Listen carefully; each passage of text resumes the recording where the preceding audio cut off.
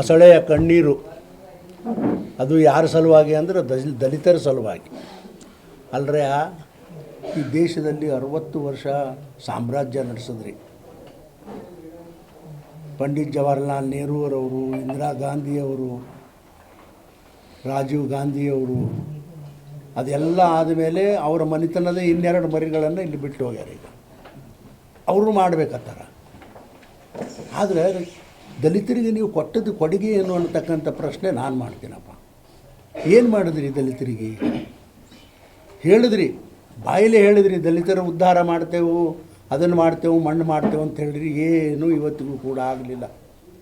ಕಾಶ್ಮೀರದಲ್ಲಿ ರಾಮನಗೌಡರು ಹೇಳಿದ್ರಲ್ಲ, ಇವತ್ತಿಗೂ ಕೂಡ ಒಬ್ಬ ಅಸೆಂಬ್ಲಿನಲ್ಲಿ ದಲಿತ ಮನುಷ್ಯನಿಗಿರಲಿಲ್ಲ ಕಾಶ್ಮೀರದಲ್ಲಿ, ಜಮ್ಮು ಕಾಶ್ಮೀರದಲ್ಲಿ.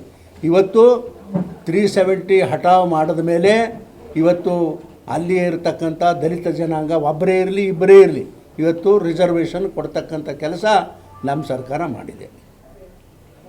ಆಮೇಲೆ ನೋಡ್ರಿ, ಭಾಳ ಅತ್ಯಂತ ಹೀನಾಯಮಾನವಾಗಿ ನಡೆಸ್ಕೊಂಡು ಬಂದಾರೆ ಇವರು ಕಾಂಗ್ರೆಸ್ನವರು. ಯಾರನ್ನ? ದಲಿತರನ್ನ. ಬರೀ ಏನು ಓಟಿಗಾಗಿ ಅವ್ರನ್ನ ಉಪಯೋಗ ಮಾಡ್ಕೊಳ್ಳೋದು ಅಷ್ಟೇ. ಅದನ್ನು ಬಿಟ್ಟರೆ ಅವ್ರಿಗೆ ಏನೇನು ಮಾಡಿಲ್ಲ ಅಂತಕ್ಕಂಥದ್ದು ಭಾಳ ಸ್ಪಷ್ಟವಾಗಿ ಹೇಳ್ತೀನಿ. ಒಂದು ಉದಾಹರಣೆ ನಿಮಗೆ ಹೇಳಲಿಕ್ಕೆ ಬಯಸ್ತೀನಿ.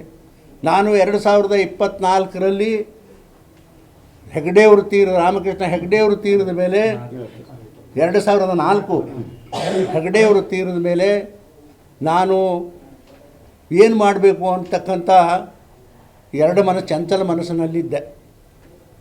ಆದರೆ ಇವೆಲ್ಲವೂ ಹಿಂದೂ ಕಾಂಗ್ರೆಸ್ಸು ನಡೆದುಕೊಂಡು ಬಂದಿರತಕ್ಕಂಥ ಹಾದಿಯನ್ನು ನೆನೆಸ್ಕೊಂಡ್ರೆ ಮೈ ಭಾಳ ಜುಮ್ಮಾಯಿತು.